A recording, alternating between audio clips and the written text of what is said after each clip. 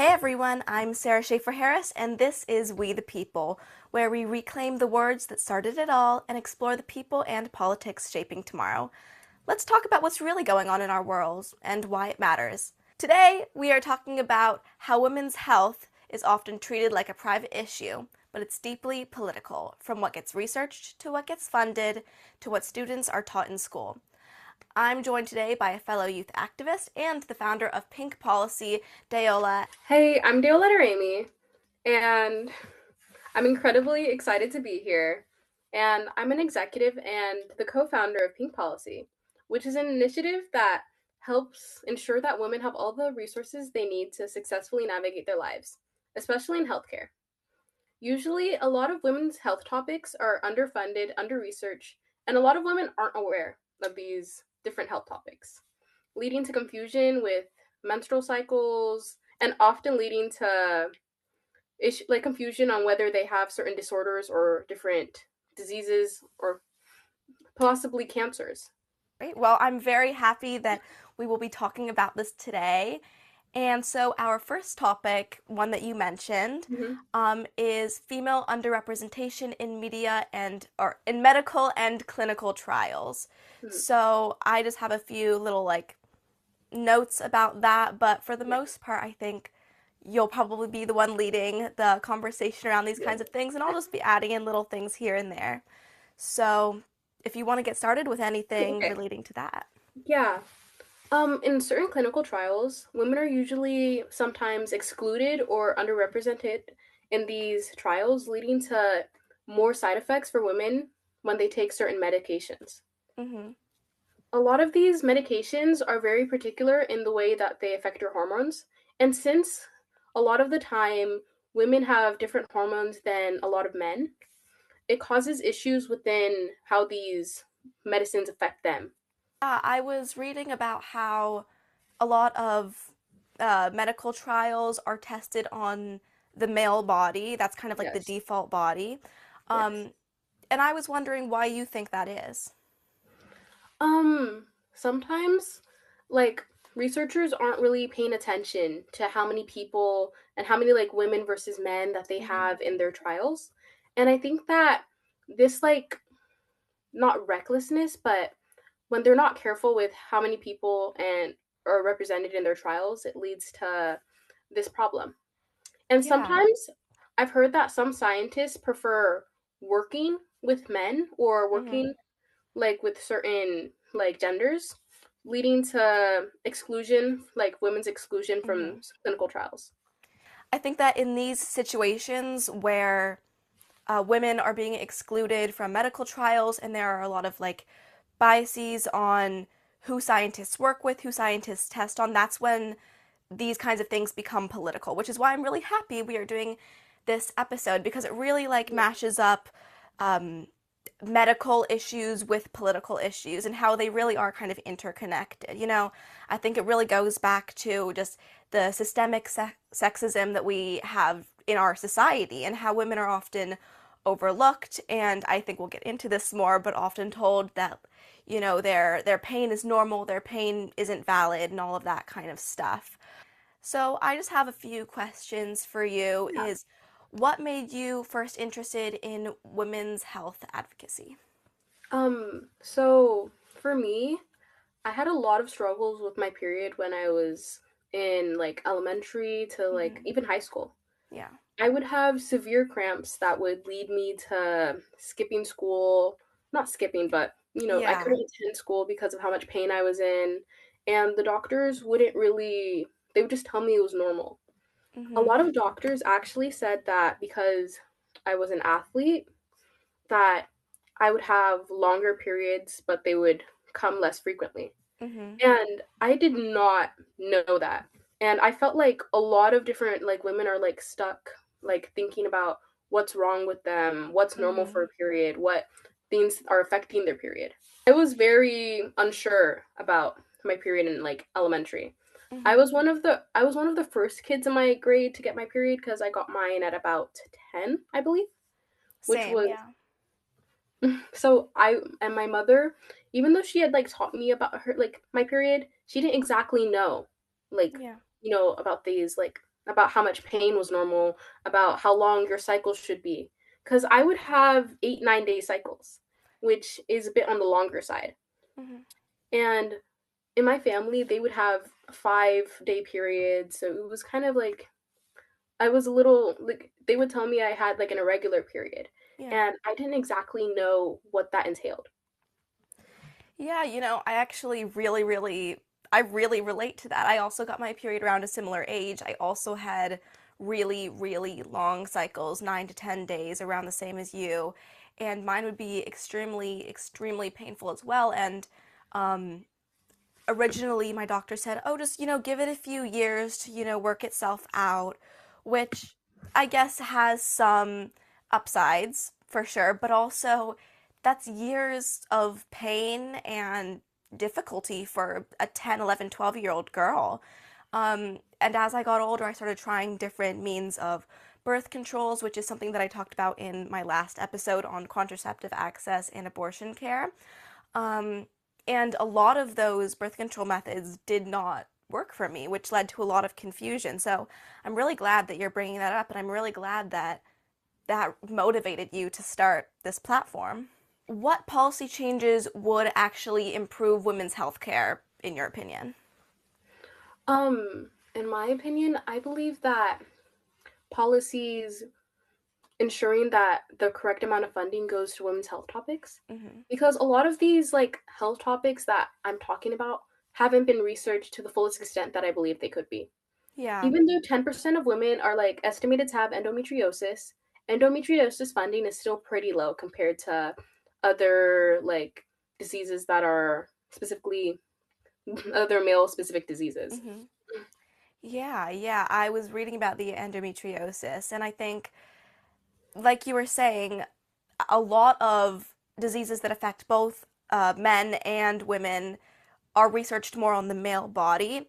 So things like I was researching heart attacks, Mhm. women can miss symptoms regarding that because those clinical trials have only been tested or mostly been tested on men because of funding. So I see what you're saying, like an equal distribution of funding would definitely improve a lot of circumstances. Yeah, and I heard that with ADHD in girls, it's like often missed in childhood because a lot of the symptoms they're looking for present way differently in women than they do in Hmm. men. Like, Yeah, I've noticed that. I've definitely noticed that. yeah. I think there are a lot of men and boys, especially in our generation, get diagnosed with ADHD. Well, very few girls get diagnosed because, like you said, the symptoms show up so much differently. Yeah. So, topic two that I want to talk about a little bit more is the lack of research on female specific diseases. I know I want to talk about menopause a little bit, Yeah. hormonal disorders, and like you were talking about different cancer, like breast cancer and ovarian cancer, and different things like that. So, whatever you have to say, take it away. Um, so the lack of funding on menopause, I heard that like 80% of women like that experience 80% of women experience menopause symptoms past 50. A large proportion report not receiving adequate care and Hmm. adequate treatment. Like I witnessed like a lot of my family, like my mother, go through menopause, and she would have heat flashes, and she would like go through the day and like be unsure about when her next period would come. And a lot of like a lot of the symptoms of menopause and a lot of the like issues that menopause cause are not really talked about in our society. It's just Absolutely. said that you'll lose your period once you like Hmm. reach a certain age, but they don't really talk about what comes along with that and how the period actually regulates your regulates your body basically.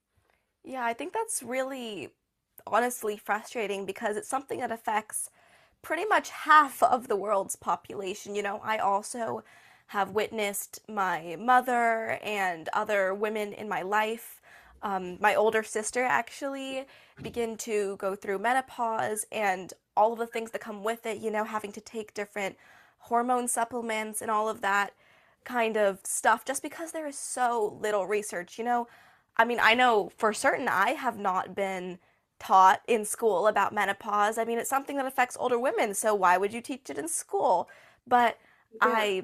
I really believe that if it's something that half the population goes through, if it's something that any percent of the population goes through, I think it really should be taught at least a little bit. I mean, there's so little teaching on things like menopause, and for one, I'm scared because I have no idea Yeah. what to expect. And my mom tries to tell me things so that I'm prepared for when that time comes, but I mean, I still don't know what to expect.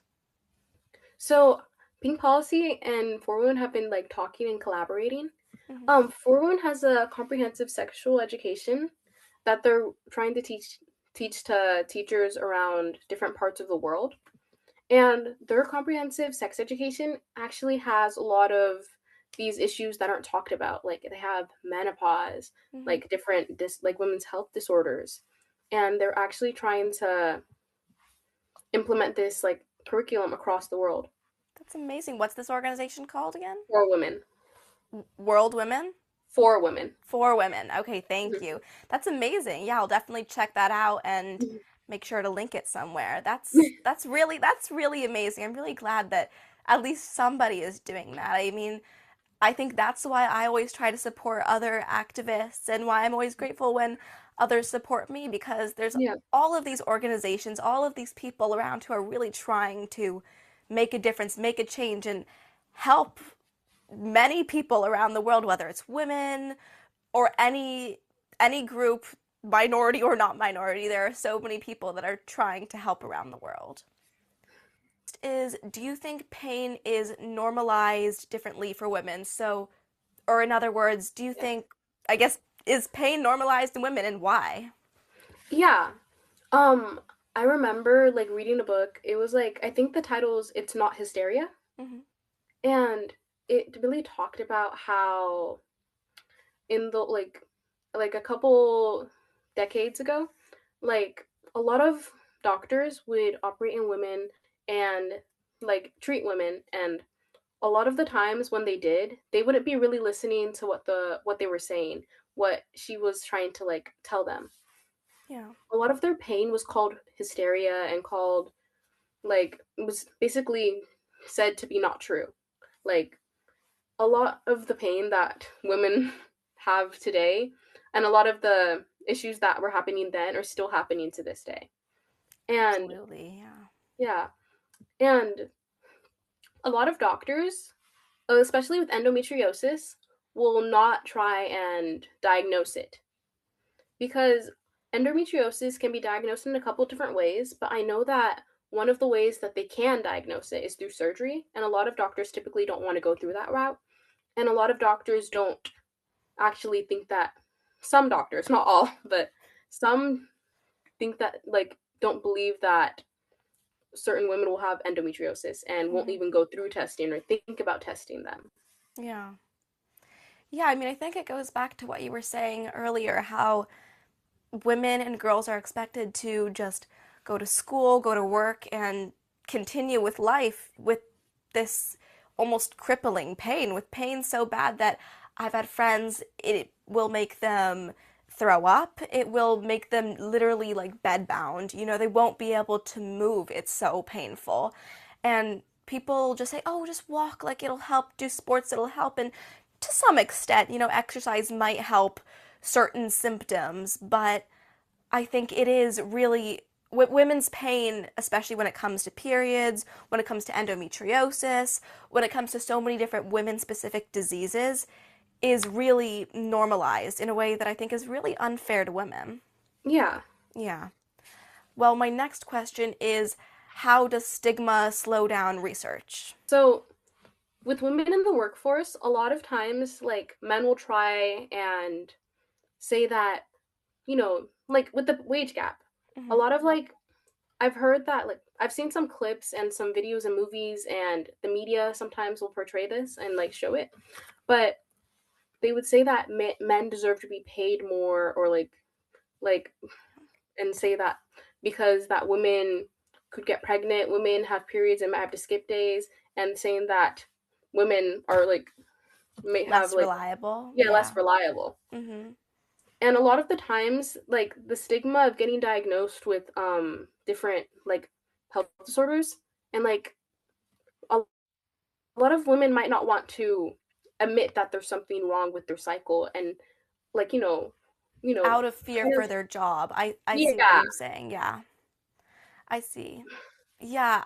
I never really thought about that. I'm really glad you brought that up. I think that really, really ties back to the systemic sexism that I've talked about, the wage gaps, like you were saying, and how just this inequality, it's not just the wage gaps, it's not just the sexism. It impacts women's day-to-day lives, it impacts women's health out of fear for their jobs. They don't want to get diagnosed, they don't want to get help for these things because they are afraid that it will impact their jobs. Yeah, that's a really good answer. I've never thought about it that way. So topic 3 is about sex education and the lack of menstrual education, which is something that you Yeah. originally talked about, but I really just want to focus in because I think it really affects teenage girls and my audience mostly, which is mostly teenagers, a lot of teenage girls. I'm still a small platform, so I think that this topic really affects a lot of the people who would be listening. Yeah. So with me, I had sexual education in my 7th and ninth grade years. Hmm. And with both of those years, they wouldn't really dive into what a period actually like was. Yeah. They would just say that, oh, women will get like their period from like around these ages, or say that, oh, you might be like bleeding for a couple days in a month. They Hmm. wouldn't really go into what like exactly a healthy cycle was. They wouldn't exactly say they wouldn't talk about all the things that go with having a period, or not having a period. A lot of like women's health disorders were not talked about, and how different like disorders present. Yeah. And especially with menopause, like we like talked about earlier, a lot of women like in their 40s, 50s don't exactly know what is going to happen with them when they do Hmm. hit menopause. I don't even think it's in sexual like education curriculum. Yeah. And the lack of like talking about what different like factors due to a period. Like I heard that if you don't like eat enough food, if you like exercise for like lots of hours a day, and if you are trying to get abs, you can lose your period. Hmm. Like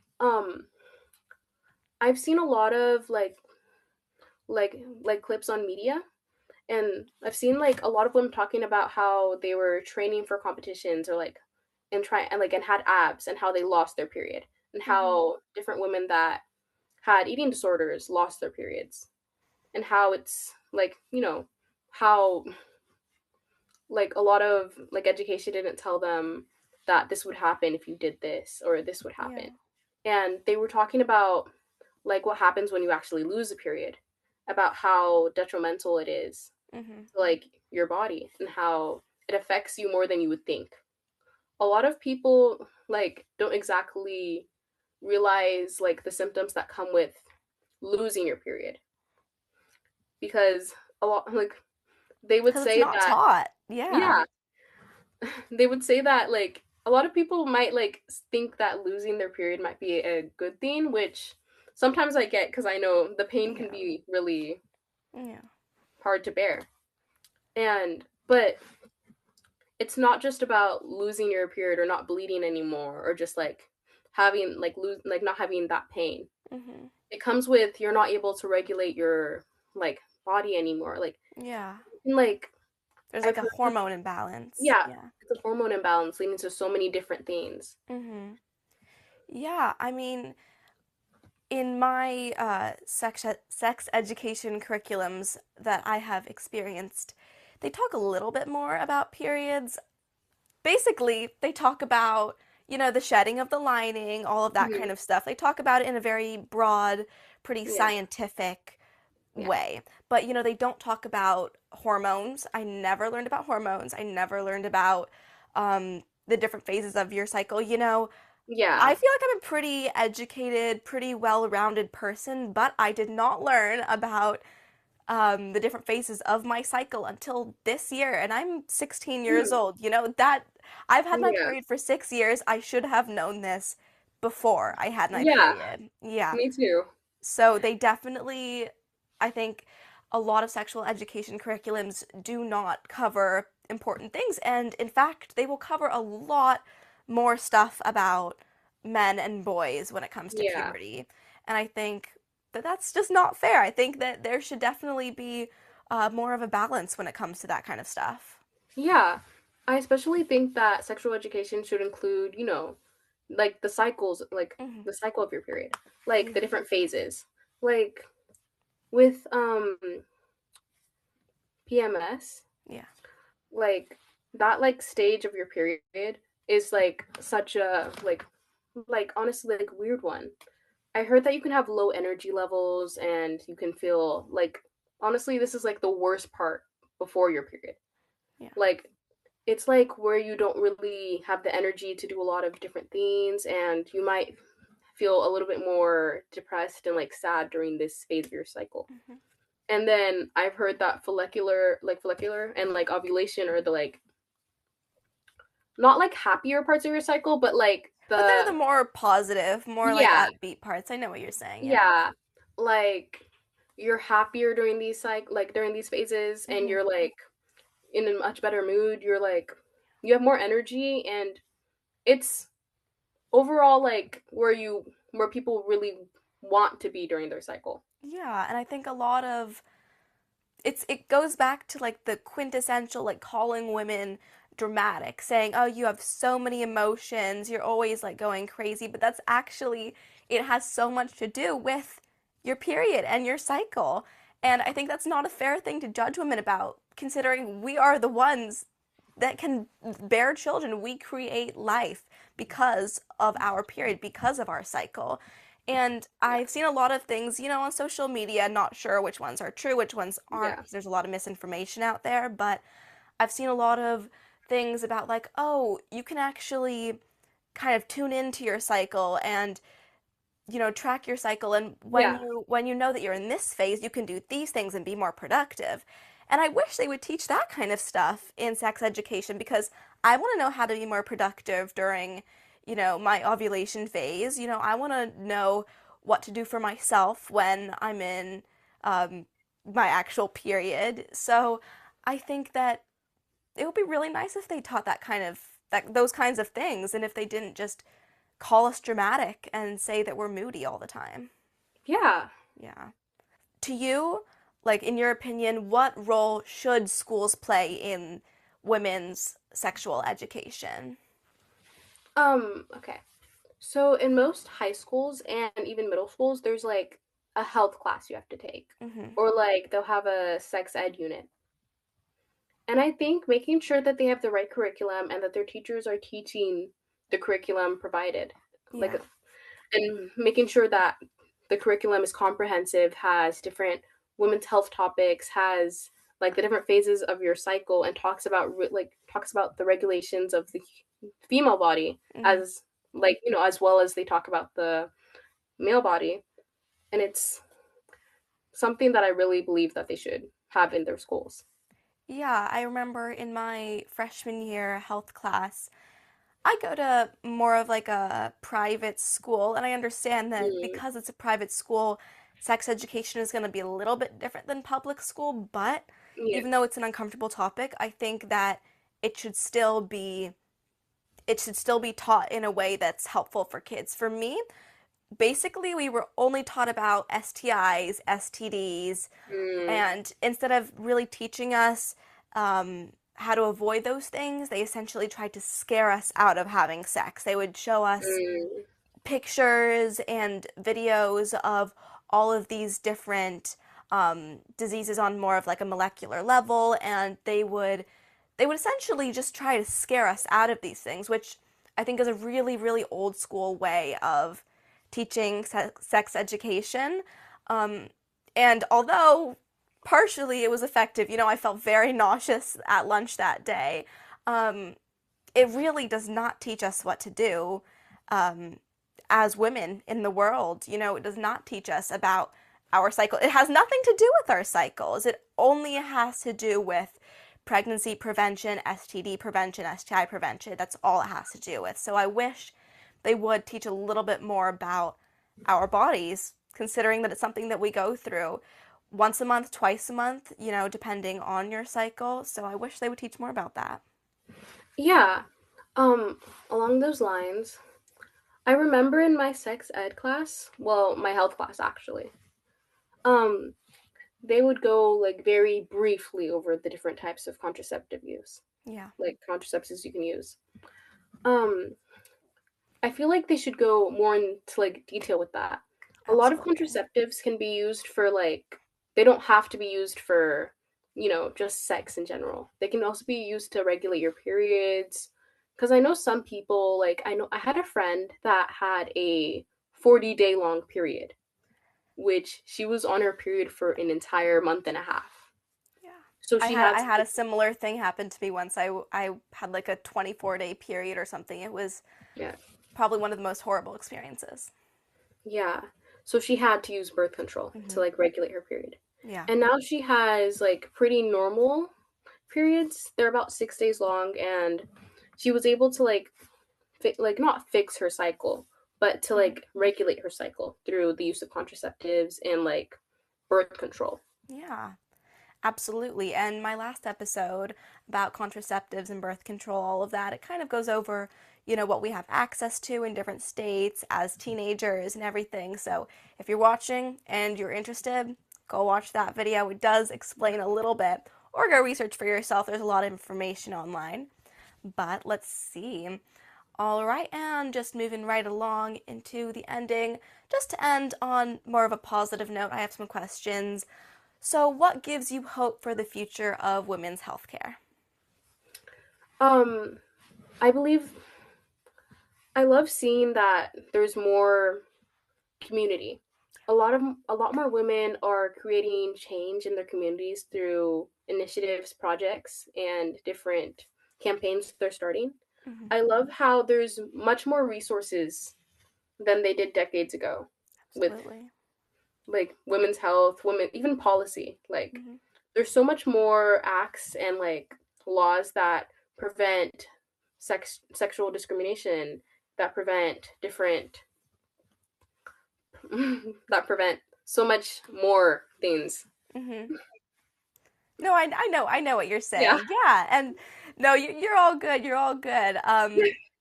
Definitely, there's been a lot of advancements when it comes to women's health, when it comes to what we have access to, when it comes to what we know, and all of that. So I see what you're saying, and I'm hoping that Yeah. in the years to come, with all of these new changes going on in our society, I really do hope that we continue to make progress and move forward with women's health. All right, and then how can listeners support organizations like Pink Policy? So, how can listeners support specifically Pink Policy and also other kinds of organizations? So with Pink Policy, they can help support us through we have like a forum where they can like sign up to be a volunteer, or they can also like help by following our social media and reposting our posts that we have up about different health topics. And they can also come to our conference. We have a conference May 30th, and they Good to know. can that they can attend that talks. They can also like join our different groups. We have a lot of different groups that work together to create change. We have our workshop group, and we have our like team of like researchers that create articles to post and to promote women's like awareness on different women's health topics. They can also distribute flyers in their community because we have a lot of different ones they can print out and distribute. And with other organizations, I know that there's a lot of organizations that have websites, social media platforms that they can check out. Honestly, um, sometimes I'll go online and search up like different initiatives that I can join. Hmm. And going out in their community, like and attending different events can help them find different opportunities. Like I attended a event in my community a few days ago that I was able to meet so many different important women. I was able to meet Susan Eggman, a former California senator, Wow. and I was able to meet like the director of Gavin Newsom, Hmm. like social media team, like Camille Zapata. At the end of the day, women's health isn't just a women's issue, it's an education issue, a healthcare issue, and a political issue that affects millions of people every single day. I urge everybody listening to take a stand against these systemic problems, to speak up, speak out, and push for a future where women's health is taken seriously, researched equally, and discussed openly. That's it for episode 5 of We the People. I'm Sarah Shaffer-Harris, and let's keep talking about what matters. Thank you, Deola.